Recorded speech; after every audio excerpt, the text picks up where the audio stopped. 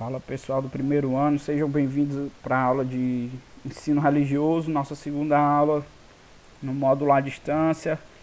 Pessoal, vamos continuar a discussão da aula anterior. A gente estava falando sobre diversidade, cultura, etnocentrismo e a importância da gente reconhecer e valorizar a diversidade que a gente tem no nosso país, tá? Reconhecer a diversidade não quer dizer que eu tenho que abandonar os meus valores, a minha cultura, as minhas crenças, mas quer dizer que podem existir outras formas de viver diferente da minha, tá? É engraçado porque hoje a gente vê alguns grupos aí ditos liberais que costumam falar contra a diversidade religiosa e tal. O cara dizer que as minorias têm que se curvar às maiorias e tal. É complicado porque, se você pensar bem, Voltaire, um dos pensadores liberais, né, ele vai falar muito sobre a liberdade religiosa que nós devemos ter. E ele vai criticar essa tentativa de uma imposição de uma pessoa, tá, no caso no tempo dele os reis absolutistas, sobre um grupo de outras pessoas do ponto de vista da religiosidade, né? Mas deixando de fora essas discussões que não são muito o nosso foco, vamos pegar aqui para o que vale, né? E o que vale aqui para a gente é discutir a diversidade em si, como essa diversidade é tratada. Eu estou mexendo aqui, galera, na tela, tá? Desculpa aí, mas é porque eu não consegui botar esse Word aqui direito, aí ele fica pegando, aí ó, me cobre. Mas vamos lá, pessoal. No meio disso, tá? Esse etnocentrismo que a gente falou na aula passada, muitas vezes ele é utilizado para justificar que eu faça algumas atrocidades com pessoas de uma religião diferente da minha. Vejam, acho que tem uns 2, 3 anos, uma pessoa entrou numa igreja católica e saiu quebrando as imagens de santo que estavam lá dentro, tá? Porque segundo ele, não se deve adorar a imagem. E aí, olha o grande ponto que eu quero chegar com esse negócio. O etnocentrismo. Ele vem de uma igreja que prega uma coisa diferente da católica. Quando ele se depara com as práticas religiosas da igreja católica, ele não entende o sentido, ele não entende os porquês, e ele dá um outro sentido, um sentido de quem está de fora. Quem está de fora não consegue entender o sentido de quem está de dentro. Como assim, professor? Não entendi. Pessoal, primeiro que católico não adora imagem, tá? A imagem é meio que uma referência. Não é porque eu tenho uma foto do meu pai na carteira que quer dizer que eu adoro meu pai como um deus. Não é isso, tá? É uma outra coisa. E aí ele vem e tenta compreender de fora esses valores e o negócio não dá, tá? Dá uma incoerência contextual aí. Só que ele se acha no direito, por conta das crenças, de ele achar que só as crenças dele devem existir, ele se acha no direito de entrar na igreja e vir derrubando as imagens. Assim como o caso daquele que a gente viu em sala de aula, o chute na santa, que o cara se achou no direito de, por não acreditar nas imagens, de chutar a santa, de bater e de falar algumas palavras ofensivas com relação à imagem de Nossa Senhora, que bom, vamos dizer assim, não faz parte da cultura dele, tá? Então, isso é um negócio bem preocupante, tá? Bem perigoso. E eu queria mostrar para vocês aqui um pouquinho de por que isso é perigoso e por que a gente tem que refletir sobre isso, tá? Falar de religião não é só falar sobre o sexo dos deuses, mas a gente entender, como a gente está discutindo aqui, né, que religião é uma característica simbólica do ser humano. E nós, seres humanos, digamos assim, damos sentidos diferentes na nossa relação com Deus, tá? Com o transcendente, no geral. Nem toda religião acredita em um só Deus, nem toda religião acredita no mesmo Deus, nem toda religião acredita em um só Deus do mesmo jeito, tá? Se você pegar, por exemplo, judeus e cristãos, ambos acreditam em um Deus que é onipotente, onipresente, onisciente. Ambos acreditam no Deus que é criador de todas as coisas, num Deus que é princípio e fim, um Deus que é princípio e fim, mais ou menos, né? Que é infinito. Deus que é infinito e tal. Mas a forma como a gente vai acreditar nesse Deus tem uns pormenorzinhos que diferencia. Por exemplo, nós cristãos acreditamos na tripessoalidade de Deus. É um Deus que é Pai, Filho e Espírito Santo. Os judeus não acreditam nisso. Para eles, Deus é só um. A gente completou os textos que eles tinham com o Novo Testamento. E para eles não, a Torá não deve ser modificada. Do jeito que ela é, deve permanecer. Então a gente tem semelhanças e diferenças. E não é porque a gente tem diferenças que a gente deva tratar os outros com inferioridade, tá? Menosprezar e nem nada disso. Mas é um probleminha que vem acontecendo, ó, e eu queria falar aqui com vocês. Eu não sei se eu cheguei a falar alguma coisa nesse sentido com vocês ainda. Ó. Mas ó, essa reportagem aqui, ela é de... Deixa eu ver se eu botei aqui o ano. Bom, 2017. E ela mostra um pouco de como... Mas eu estou agoniado sem eu aparecer aqui no vídeo. E ela mostra um pouco de como isso tem se materializado, esse etnocentrismo com relação às religiões, tá? Ele vai mostrar que não é só uma questão de que fica, na minha opinião, vale em Deus. Pera aí, pessoal, com licença aqui. Vai mostrar que vai para além disso, tá? Se materializa em práticas que visam diminuir o outro, daquela outra religião, daquela outra crença, daquela outra denominação. E nenhum de nós gosta disso, né, pessoal? Ninguém gosta de uma pessoa tentando empurrar a sua crença na garganta dos outros, goela abaixo. E é por isso que muitos dos liberais eles falavam disso, dessa liberdade de crença, dessa liberdade de credo, dessa liberdade de expressão. E muitas vezes algumas pessoas de algumas denominações, né, se sentem até um pouco constrangidos. Ou vai dizer que vocês nunca viram alguém, o povo que é consagrado, que anda com aqueles... Como é que chama? Aquilo ali eu me esqueci o nome. Mas eles andam com aqueles cordões assim, com o símbolo da comunidade deles. Alguns às vezes acho que sente um pouco de vergonha pela forma como é taxado na sociedade. Por exemplo, acho que eu já contei isso aqui pra vocês uma vez. Eu vi uma pessoa com véu na missa e tal, passou a missa de véu, e eu fiquei olhando, eu achando estranho. Eu olhei assim, olha, a pessoa com véu na missa.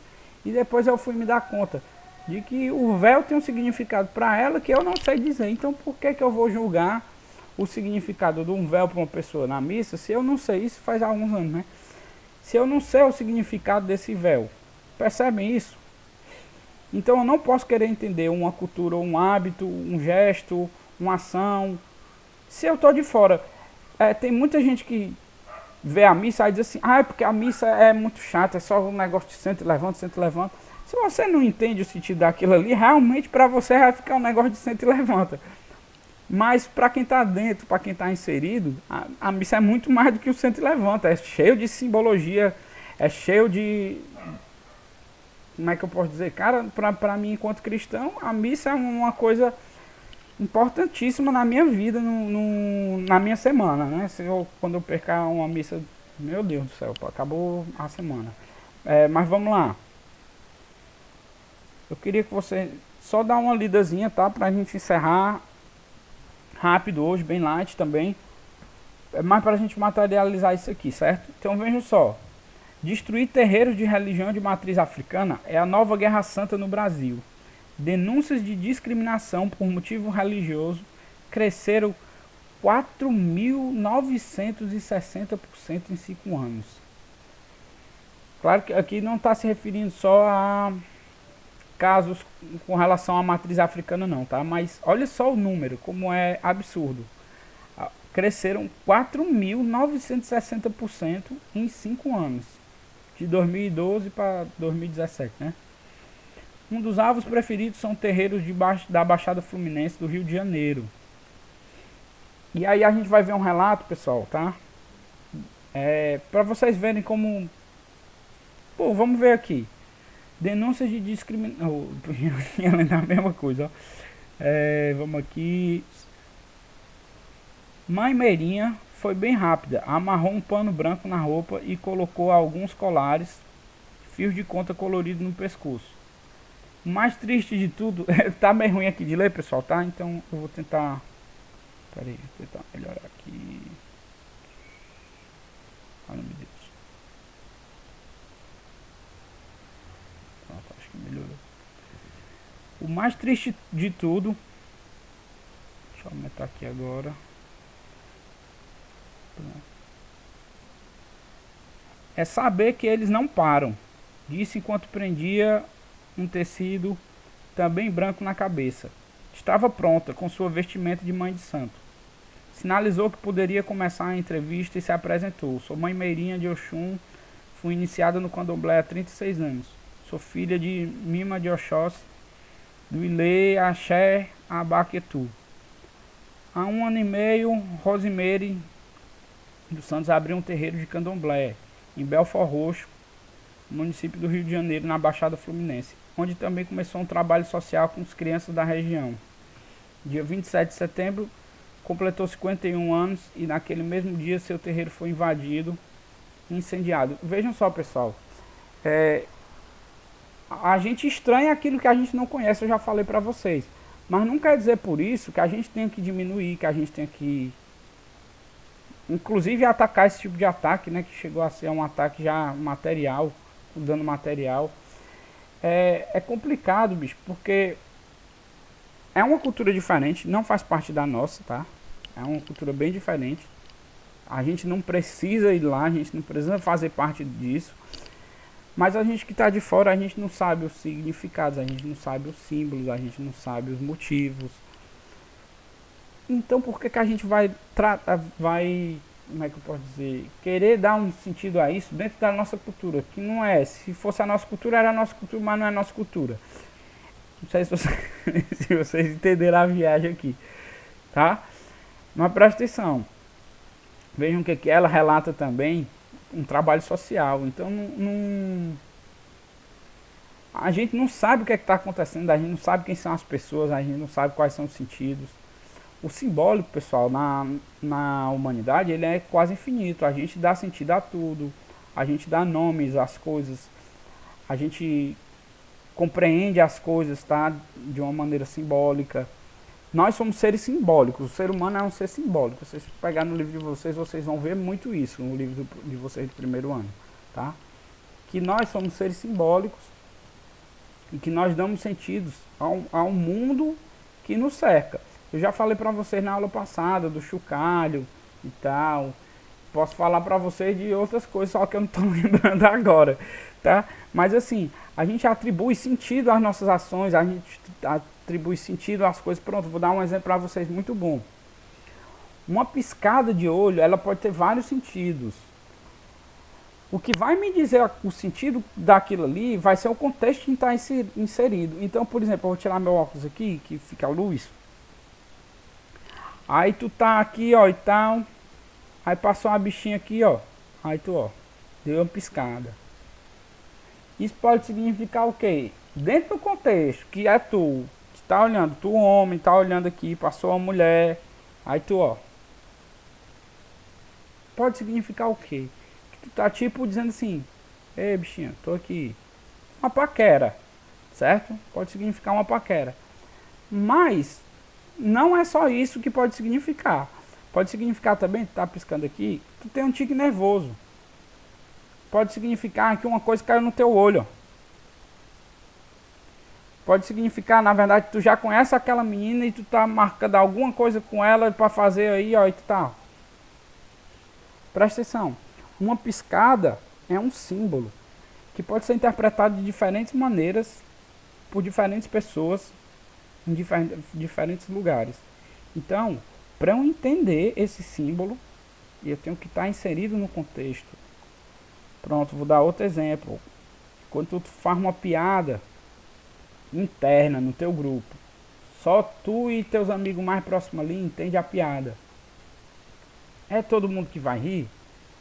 Não é. Por quê? Porque não é todo mundo que entendeu aquele símbolo, a piada é um símbolo, tá? Não é todo mundo que entendeu o significado desse símbolo. Então vejam, se eu estou de fora, não tem como entender, mais uma vez repetindo, tá? Então vamos aqui, ó. Pessoal, deixa eu ver aqui.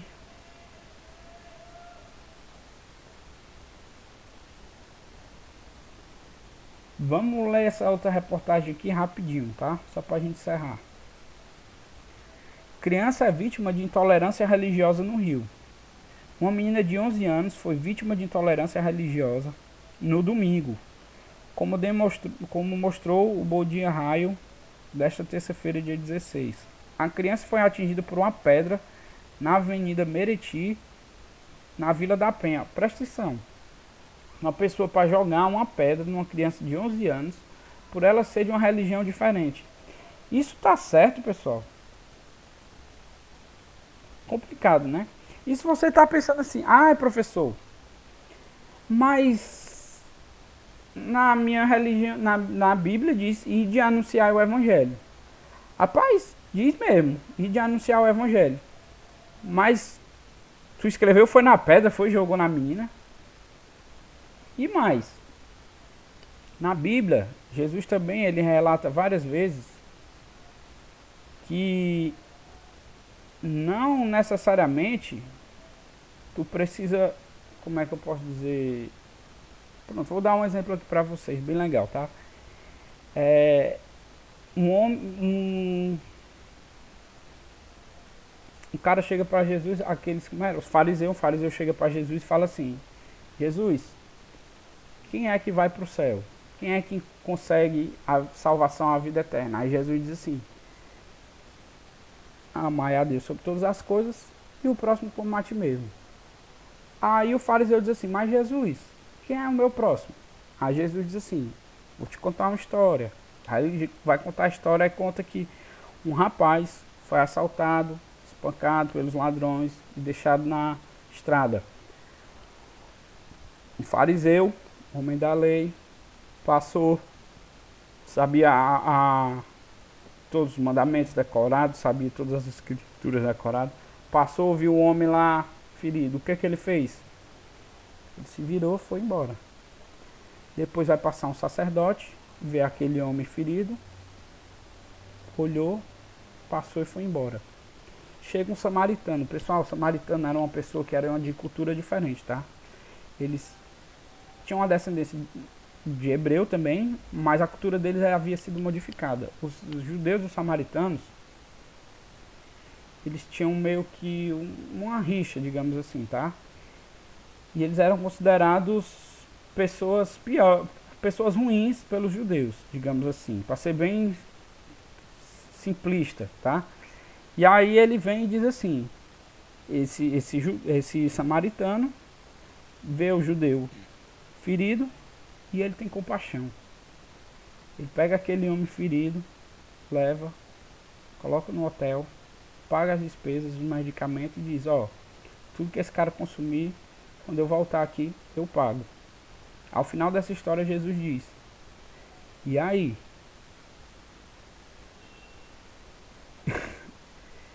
Tu viu o que o samaritano fez? Aí o fariseu pega e diz assim: eu vi, Jesus. Aí Jesus diz: pois vai e faz você o mesmo. Presta atenção. Ele está falando para a gente tratar bem, não importa quem, não importa qual a cultura, qual a religião, quais são as crenças daquela pessoa. Eu não tenho o direito de tratar aquela pessoa de uma forma violenta. Não só de forma física, tá, com pedrada e tal, mas também com palavras, com gestos, com ações. Não é porque aquela pessoa é de uma cultura diferente, não é porque aquela pessoa é uma religião diferente, que eu estou no direito de fazer esse tipo de coisa com ela, tá? A gente, na verdade, é chamado a ter uma outra atitude com relação ao outro. A atitude desse samaritano, tá? Jesus, ele vai mostrar que o samaritano, ele, apesar de ser de uma cultura diferente, ele tinha muito mais compaixão do que o fariseu, que era um homem dito o homem da lei, tá? Que sabia sabia tudo assim, eu estou dizendo assim, entre aspas, né? Que tinham os conhecimentos e tal. Então veja só, essa mensagem que Jesus deixou, tá? E eu queria encerrar essa aula com isso. Amar é o próximo como a ti mesmo. Beleza? Valeu, galera. Vamos ficando por aqui. Até semana que vem.